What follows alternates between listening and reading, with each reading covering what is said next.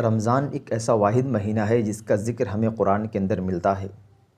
अल्लाह रब्बुल इज़्ज़त कुरान में इरशाद फरमाता है, शहरु रमज़ानुल्लज़ी उन्ज़िला फ़ीहिल कुरान।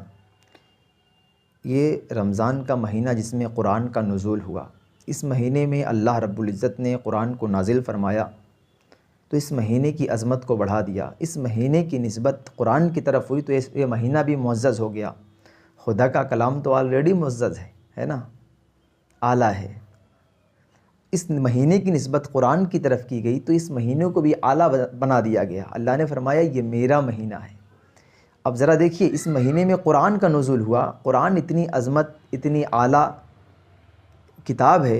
दुनिया में सबसे बड़ी, सबसे बेहतरीन, सबसे अच्छी किताब कुरान है। तो कुरान को इस महीने में नाज़िल किया गया। अब अगर इस कुरान को अगर इस महीने में पढ़ते हैं तो अल्लाह हमें बहुत ज़्यादा सवाब देता है। आपने इसके बारे में सुना, पढ़ा होगा। तो ऐसे ही अगर हम कुरान को इस महीने में पढ़ते हैं तो हमारे लिए ज़रूरी ये है भाई कि हम कुरान को समझ करके पढ़ें। मैंने देखा है कि बहुत सारे लोग पूरे कुरान ख़त्म कर रहे हैं। अच्छी बात है, कुरान की तिलावत आप करते हैं, अल्लाह आपको इसका सवाब देगा। अच्छी बात है ये पढ़ना, कुरान को देखना, सोचना, टच करना, हर चीज़ में सबको सवाब मिलता है। लेकिन उससे कहीं ज़्यादा आपको सवाब मिलेगा जब आप कुरान को पढ़ करके कुरान को समझने की कोशिश करेंगे। कुरान को आप with explanation, with interpretation, with तफसीर आप पढ़ेंगे। कुरान के एक एक लफ्ज़ को पढ़ करके, कुरान की एक एक लाइन को पढ़ करके आप उसको समझ करके अपने ज़िंदगी में उसको अमली तौर पर उसको जब आप यूटिलाइज़ करेंगे, अपने आप पर उसको अप्लाई करेंगे तो आपको और ज़्यादा सवाब मिलेगा। समझ रहे हैं? तो कुरान को सिर्फ हम यूं ही ना पढ़ें, हमने पूरे कुरान को ख़त्म कर दिया। अगर हम ये सोचें उस कुरान से हमें कितना इल्म मिला है, क्या कुछ सोचते हैं कभी आप? कितना मिला?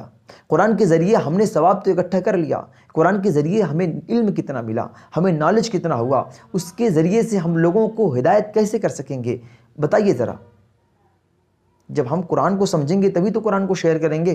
कुरान की बातों को, कुरान के चैप्टर्स को, कुरान के एक एक लाइन्स को हम कब शेयर करेंगे? जब हम कुरान को समझेंगे। कुरान हमारा ये फरमाता है, जब हमारे सामने कोई चीज़ पेश होगी तो हम फ़ौरन वहाँ पे कुरान के बारे में सोचेंगे कि हाँ, हमारा कुरान कहता है कि ये गलत है, ये सही है, ये चीज़ गलत है, ये चीज़ सही है। आज हम कुरान को समझ करके नहीं पढ़ रहे हैं तो गलत और सही में हम डिफ्रेंशिएट नहीं पैदा कर पा रहे हैं। इसी आयत में अल्लाह आगे फरमाता है, फ़ुरक़ान का लफ्ज़ आया है। फ़ुरक़ान यानी कुरान एक ऐसी चीज़ है, एक ऐसी किताब है कुरान है कि जो हक और बातिल के दरमियान डिफ्रेंशिएट पैदा करती है, जो राइट और रॉन्ग के बीच में डिफ्रेंशिएट पैदा करती है, जो जज करती है।